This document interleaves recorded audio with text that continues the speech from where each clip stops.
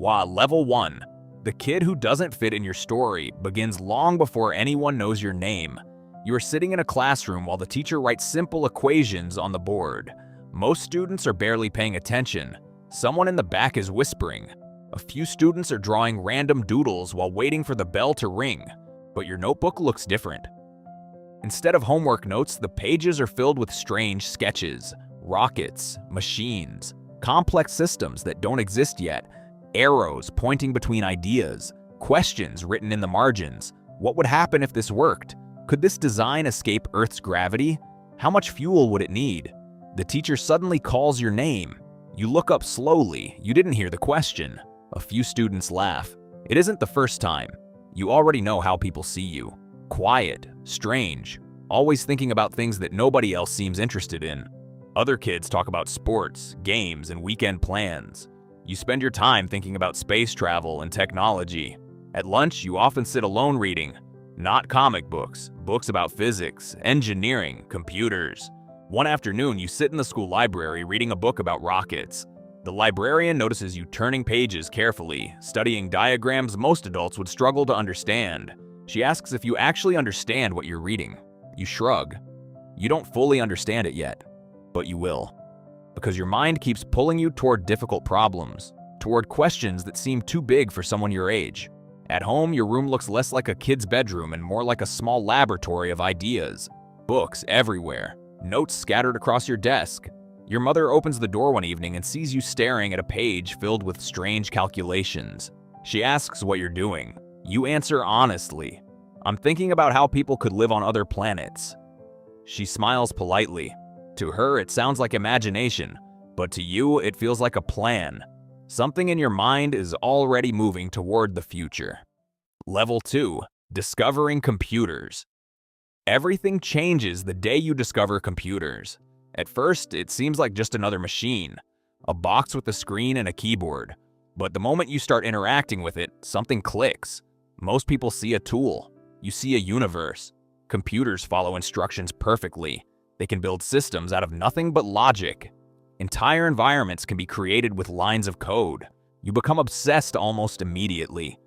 Hours turn into nights. Your room is often dark except for the glow of the computer screen. Lines of code fill the monitor. It is 2:34 in the morning. The house is silent. You are still typing. Your mother opens the door quietly. She expected you to be asleep hours ago. Instead, she sees you sitting in front of the computer, completely focused. She asks what you're doing. You barely respond. You're solving a problem. Inside the machine, inside the code. Programming becomes more than a hobby. It becomes a way of shaping reality. The first time one of your programs actually works, you feel something powerful. You created something. Not with tools, with logic. Soon you begin experimenting with bigger ideas. You design a simple video game. It isn't perfect, but it works. You manage to sell the game for a small amount of money. It isn't about the money, it's about the realization. Technology allows one person to build something that can reach thousands, and suddenly you understand something important. People who build technology don't just live in the future, they create it. Level 3. The first startup years pass. Your interest in technology grows into something bigger. Programming alone isn't enough anymore. You begin thinking about companies, systems that could change how the world works. The internet is still young, but you can already see what it will become. You move into a small office with your brother. Calling it an office might be generous. 2 computers, whiteboards covered in messy diagrams, pizza boxes stacked in the corner. Sometimes you sleep on the couch because there isn't enough time to go home. Your goal is simple but ambitious. Help businesses exist on the internet. At the time, this idea sounds strange to many people. Most companies still treat the internet like a novelty, a curiosity. But you see something else. You see the future. The work is exhausting, coding for hours, meeting investors, fixing problems that appear every single day. Some nights the two of you work until sunrise. Other nights you argue about design decisions that seem small but feel enormous in the moment. Slowly the company begins attracting attention. Customers appear, investors start calling. And one day, something unbelievable happens. A large company offers to buy the business. The number they propose feels unreal. Millions of dollars. When the deal closes, your bank account suddenly changes forever. You are now rich. Most people would celebrate. You don't. Because in your mind, this was never the end goal. It was just the beginning. Level 4. The decision that changes everything. Now you face a choice that will define the rest of your life. You could stop. You could invest your money safely, buy a beautiful house, and live comfortably forever. Many people suggest exactly that. Friends tell you to enjoy the success. Financial advisors recommend protecting your wealth. But something about that path feels wrong, because the money itself never mattered to you. Building things did. So instead of protecting your fortune, you do something most people would consider insane. You invest almost everything into new companies. One company focused on electric vehicles, another focused on rockets, another focused on energy systems. People around you start questioning your decisions. Electric cars are considered unrealistic. Private rocket companies are almost unheard of.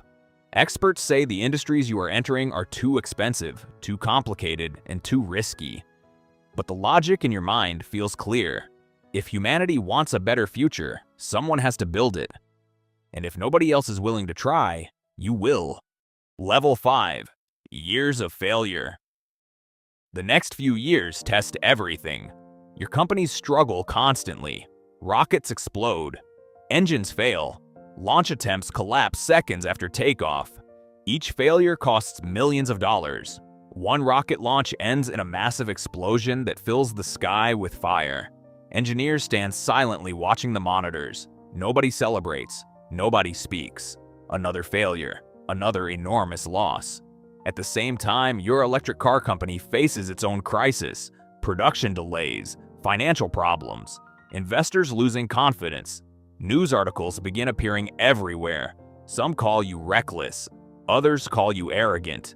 Many predict that your companies will collapse completely. One night you sit alone reviewing financial reports. The numbers are terrifying. You have invested nearly all your personal money.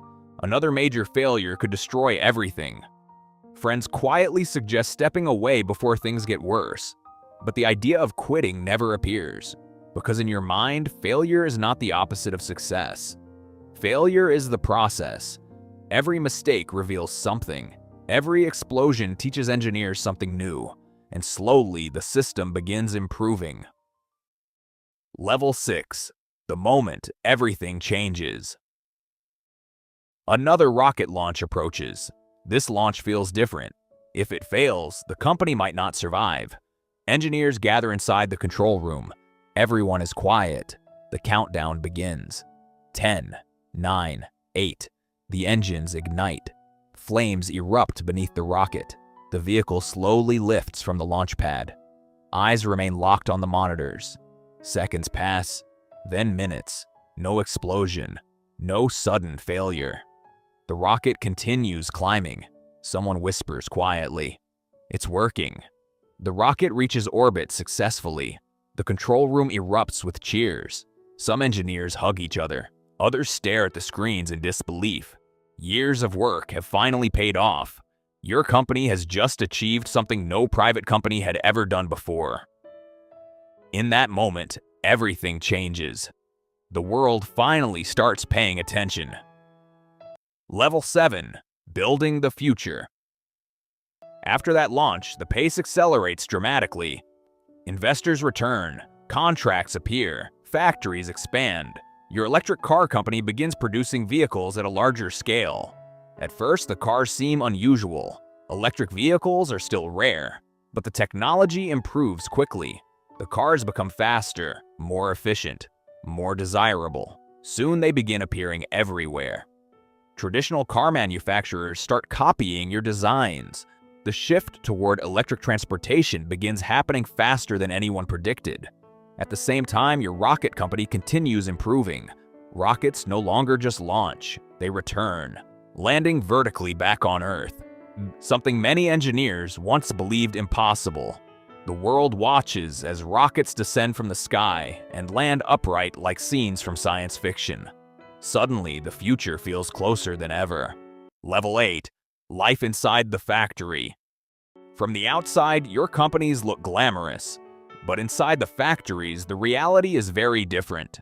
The production lines run constantly. Robotic arms move with mechanical precision. Thousands of components flow through the assembly process. Every vehicle represents thousands of decisions, thousands of adjustments, thousands of hours of work. You often walk through the factory late at night, sometimes sleeping inside the building.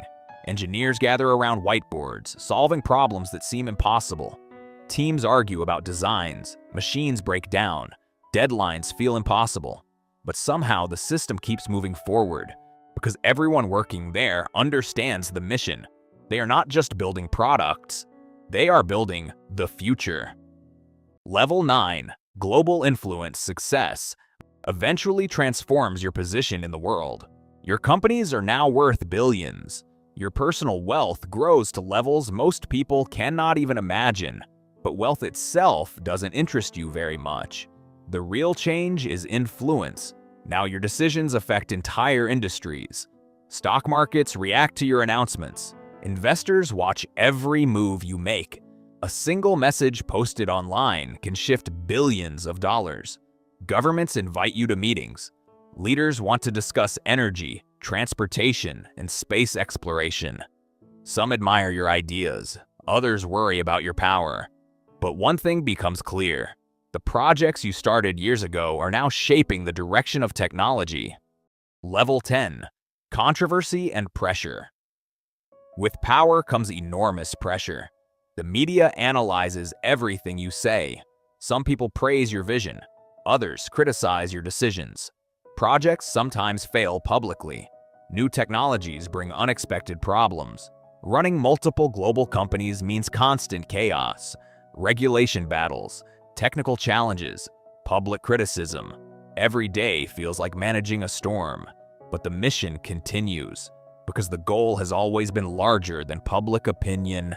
Level 11, the biggest mission. Your ambitions grow even larger. You talk openly about humanity's long-term survival. Earth may not always be safe. Humans need to become a multi-planetary species. Space travel must become more affordable. Energy must become sustainable. Satellite networks must connect the entire planet. Many people consider these ideas unrealistic, but slowly the technology begins appearing. Gigantic new rockets are built. Satellite networks spread across the sky. Factories expand across continents. The dreams you once sketched in a classroom notebook begin turning into real machines. Final level, the reality of the dream. After decades of building companies, technologies, and systems that affect millions of people, life reaches a strange moment. You achieved something few people ever experience. Your ideas reshaped industries. Your companies changed how technology evolves. Your vision influenced the future, but success does not end the mission. If anything, it makes the responsibility even larger. Late one night, you stand outside watching another rocket launch. Flames illuminate the launch pad. The rocket rises slowly into the night sky. For a moment, everything becomes quiet.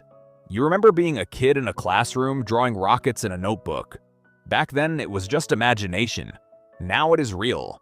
And after everything you built, everything you risked, everything you changed, one final question remains.